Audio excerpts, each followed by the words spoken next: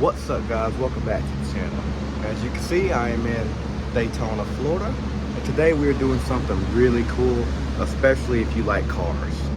So today we're going to be going to the Daytona Speedway, you know, where they do the Daytona 500, and we are going to be taking a tour of well, to be honest, I don't know if we get to see the track, the pit crew, the pit area, or what, but regardless, we're going to the Daytona Speedway, and I am so excited. I love cars. Now this video is going to look a little different because I'm filming it on my iPhone because, well, to be honest with you, I didn't plan to film. I graduated last Saturday and I'm here in Daytona for my graduation trip. But yeah, and I recently found out you can take a tour of the Speedway, so of course we're going to take a tour of the Speedway. So without further ado, let's roll the intro.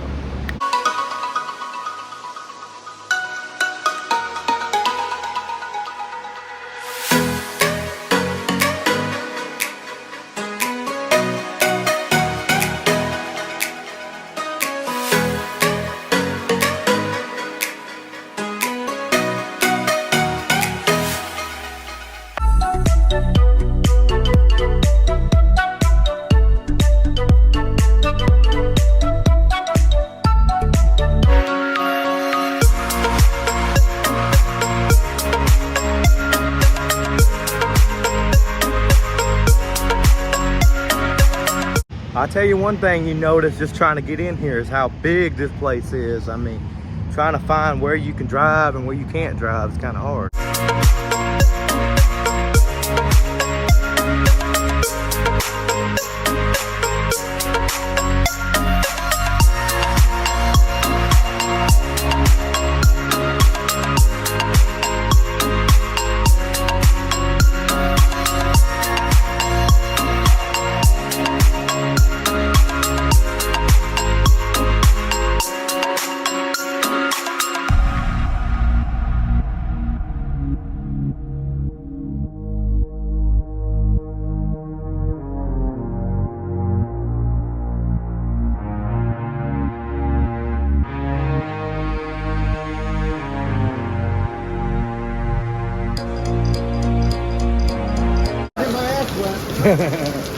My window's open.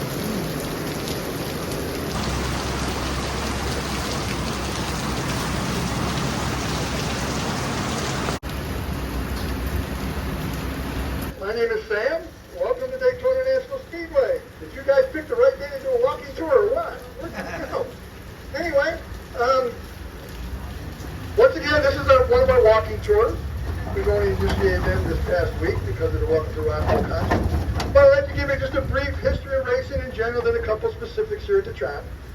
Henry Ford said that he thought that first race happened 5 minutes after that second car came off the production line. And that's pretty much what happened in the Daytona Beach area, because the very first documented race was held in 1903 on the beach of Ormond Beach. Wasn't an official race, but it was the first documented race, and what it was, that these two very wealthy gentlemen come down here from up north. One of them was Ransom Oak, the founder of Oldsmobile. We got Ford sitting on a beat, so the two cars sitting there and thought, let's see which one of those is the fastest. So as I said, that was the very first race here in the area. The racing began to become more popular throughout the United States in the early 30s. And obviously because of that, all these various tracks were popping up all over. And as the crowds got larger, naturally the purses got bigger, and anytime you throw money into the equation, people started to cheat. Owners were keeping money from the drivers, the sponsors were keeping money from the owners, and so on. Well, because of the initial cheating and all these different tracks popping up all over, the various schools and kids, one of our early drivers, Oh, this is just wonderful.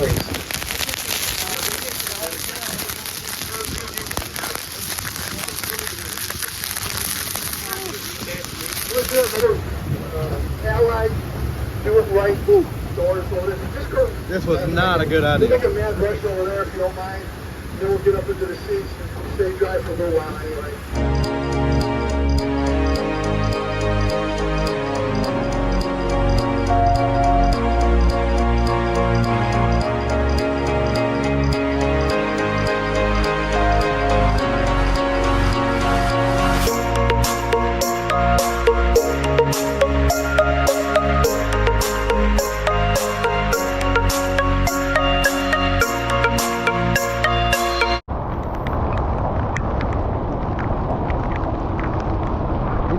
have to use Brian's GoPro because can't record on the phone. Did we pick a good day to do this or what? That's what I'm saying.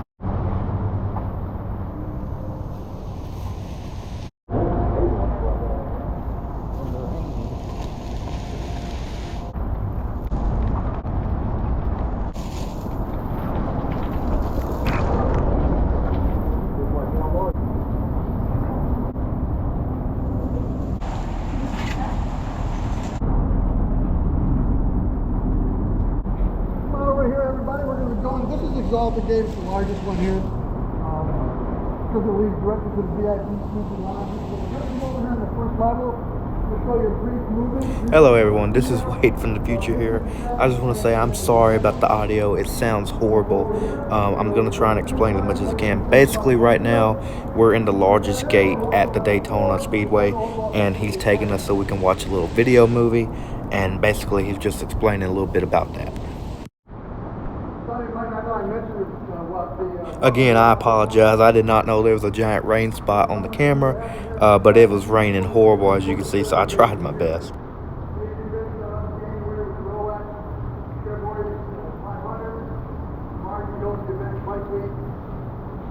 Early March, late March, early April, there's an event called the Spring Turkey Rod Run, which is a classic car show.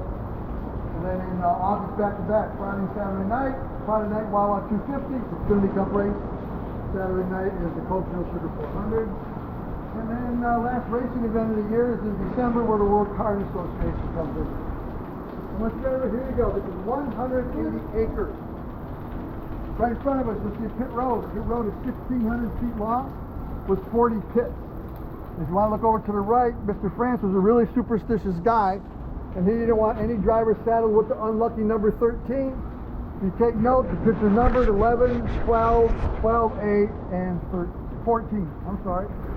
Directly in front of us, this is Daytona 500 Club. Can be rented out for special occasions, but the primary purpose is Victory Lane is directly in front of it. You see the Daytona, the Victory Lane signs right there. People in that building, after the winning cars brought in through the Rolex chute right over here to the right, parked in front of the stage, the individuals in that building can come out and take part of that winning celebration live. And right after that winning celebration, that car is immediately brought to the Motorsports Hall of Fame for a must-stay 362 days. Every team is under contract for that. So in other words, the winning team gets that car back just 3 days before the next Daytona 500. Obviously, they can't get it ready for the 500, but with these next generation cars, the rules are changing all the time. Maybe sometime in the future they might be able to do that. On a personal note, I don't see that happening for a while. Over to the left, that red kiosk, that's an area called the University Northwestern Ohio Fan Zone. For an additional ticket to the price of your seating ticket, about $100, you come down here and take part of the pre-race activities. It opens up about 9 o'clock in the morning, closes a couple hours after the race, depending on how quick they can empty it out. But one nice thing about being down there, every driver must attend a mandatory pre-race meeting. If he misses the meeting, doesn't matter what his position is in the starting lineup, he misses the meeting, he goes to last place. The meeting is held in that gray building just beyond the red kiosk called the Media Center. So if you're down there, you're going to interact with the driver. And when they're down there interacting with the fans, 99.999% of them are really, really nice guys. I'll leave it up to you. You might think your .001 is. I have two. One's first name begins with B, has two more B's in the name, and the other one's last name begins with B. And I'll just leave it at that.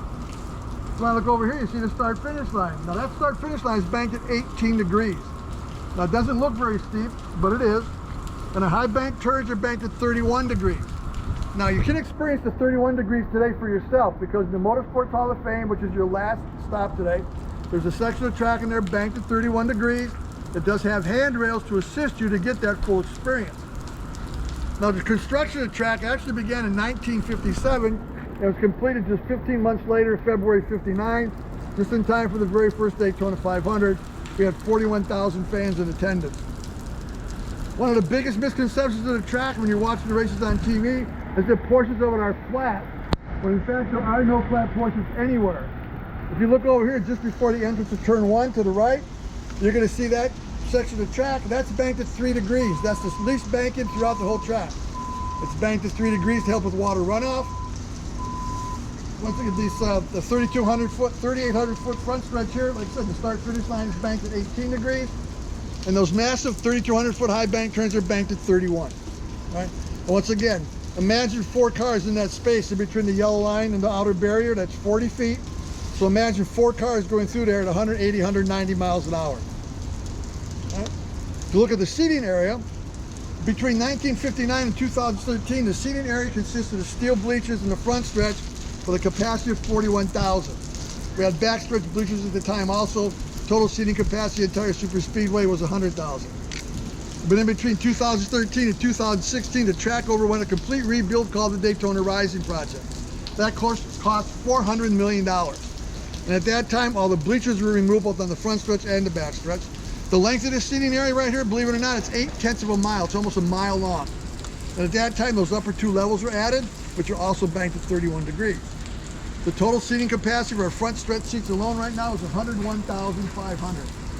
Standing room only VIP suites and lounges, total seating capacity of the entire venue is 150,000. Now you're looking over into the distance, either direction, doesn't matter. Those various colored seats make it appear that those seats are occupied. That's an OTV trick to give that exact illusion. Now during most of the time we really don't need it as we're sold out, but the one time it came into play quite effectively was during the 2021 500, where due to COVID restrictions, we were only allowed to operate at a 15% capacity. See the infield right here, obviously soaking wet, but the groundskeeper's getting it ready now for the next 500, and actually for the Coke Zero Sugar 400. Normally it's reseated. A lot of people think we sod it, we don't, it's seated. And that's because right after the Daytona 500, the track brings in over 300 truckloads of dirt to build the motocross courses for Bike Week. Right after Bike Week, that dirt is loaded up back on the trucks, put back in storage, and the air is reseeded. Now, the one time we did sod it was last year after the 500, after Bike Week, because we had Team Ferrari coming in here with 10 factory cars to conduct the driving school. As I said, the track is used 260, 270 days a year. Once again, you see the Welcome to Rockville. This weekend there were 65,000 fans out there, elbow to elbow. I heard 170,000. During Pantera, during Pantera, you see the stage. Well, it's got it down. It's right over here. It's just right behind the 500 Club. There's one stage over there. You see the stage over there in the distance. That's the western stage. In that small area, there's, like I said, 170-some thousand people. It's elbow to elbow, tightly jammed. Let's get a better view of the track. We're going to go up into the elevator over here to the right. When we get up on here, up in the Rolex section, the Rolex, I can't know what it's called. The Rolex deck. We get a big view of the whole installed track from up.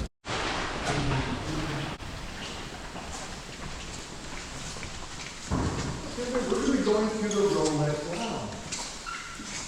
And no, I mean, this lounge, these seats are available for the general public to purchase. I don't know how much they are, but I know it's a lot more than I make in tips and wages here, so. You come on in, I'll show you something unusual about the lounge too. You see over here, look over to the right, you'll see that chandelier. The chandelier is basically every NASCAR track, from the smallest to the largest.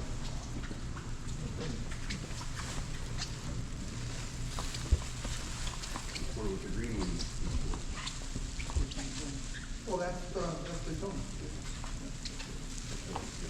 Yeah, Daytona's the green one, the only one larger. There's in video, it's Talladega, the very top one. Daytona's 2.5 miles, 31-degree bank, high bank turn. And Talladega is actually 2.6 miles, not much bigger, but bigger. And then those high bank turns are banked at 33 degrees. Let's go out here on the deck.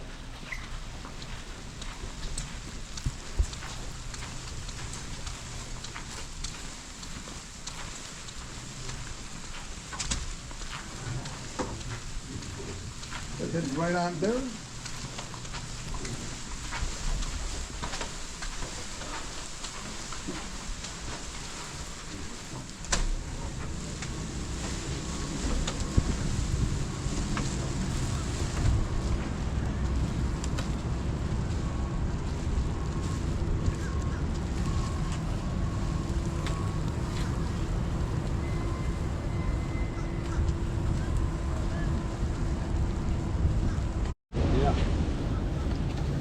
Now you can see the fan zone really, really well.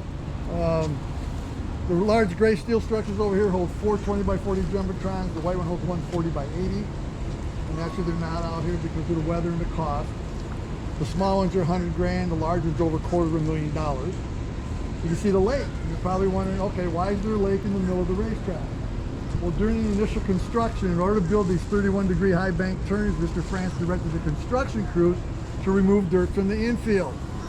They end up removing over 1 million cubic yards of dirt, which resulted in a 44-acre, 9-foot deep hole.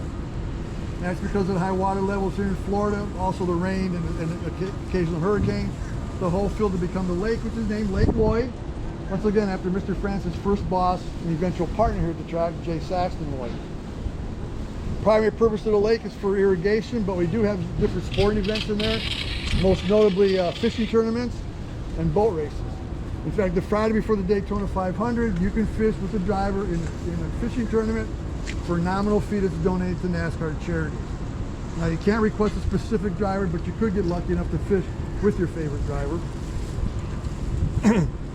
And you can believe this or not, I didn't believe it until I actually saw it happen. But last fall, the city of Daytona Beach sponsored a triathlon, and the swimming portion was conducted in that lake. The swimming portion in a lake in Florida. Well, you must be looking at the only body of water in Florida with no alligators because none were spotted. However, I'm told that one of the swimmers did come in contact with a snappy turtle, which I'm sure that wasn't very pleasurable either. Directly, well, kind of, you see where the two stages are? Those stages in area, that's our road course. Road course is 1.06 miles long, making the length of those road course races to 3.5 miles. Now, the road course is flat. And I know I did say that there's no portion of the track that's flat whatsoever, but I was talking about the main circuit, the 2.5 mile NASCAR circuit. Over to the left, you see that grassy area? That's another track within the track, and this is where the junior karters will race throughout Kart Week. See the camping area directly over here to the left, behind the gray steel structure? That's the owners and drivers VIP campsite. Now, if they don't feel like flying their private jets to the airport across the street, they'll bring in those multi-million-dollar motorhomes and spend race week here. Speaking of campsites, the track has over 1,400 campsites in and around the track. And that ranges anywhere from the basic tent camping all the way up to those massive motorhomes.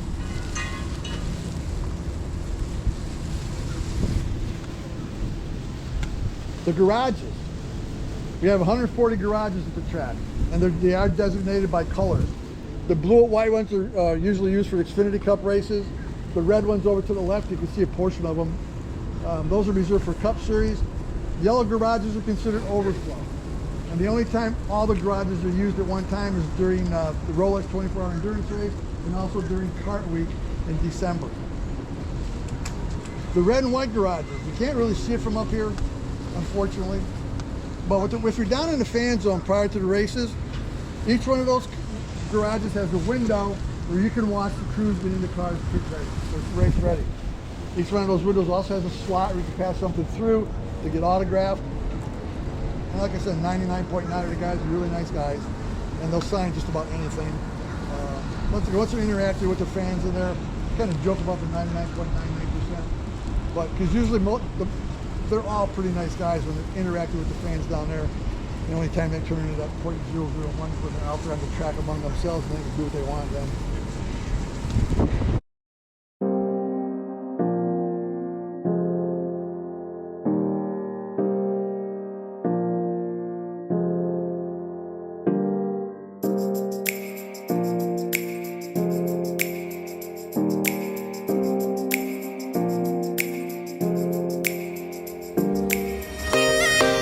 He leaves Daytona, you don't leave with a full car. He leaves part of it here. But anyway, he did a good job, kept all the doors and fenders on, and won the race. Now, once the driver wins 500 here, we got a board that's behind you there, and it goes all the way back to 1959. Anyone that's ever won a 500, their portrait's up there. And back in '59, Lee Katie was the first winner. And we know that Lee had a son named Richard, and Richard's up there 7 times. Richard's the winningest Daytona 500 driver in the history of the Speedway. Now, all those guys seem to check the flag. We got it on film, and we put it on a loop, and our theater over there is running. And you can can go in there anytime you want to because it's on the loop. Just remember when to go in so you don't have to come out. Unless you like to watch reruns, okay? But while you're in here, take all the pictures and videos you want, and if you got questions. All right, well, we all got wet, but we're in the museum now.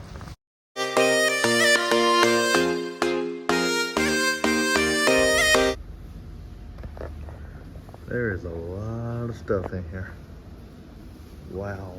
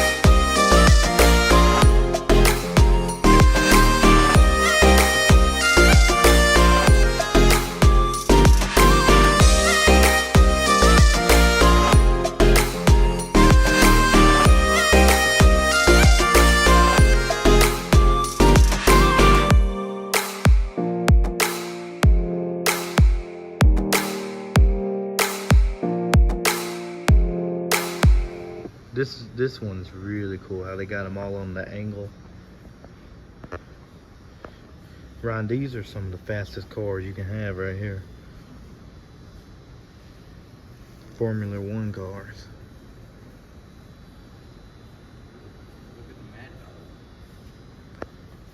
Oh yeah. 81 miles an hour. That's fast. And that ain't a very big car to be going that fast.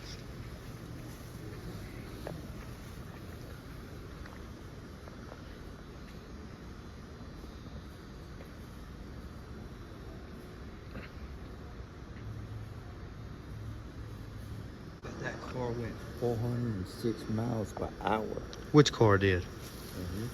406? Yeah. Just the one? No. Oh, not this one? That blue one over there. It was a local Decatur guy that built that one.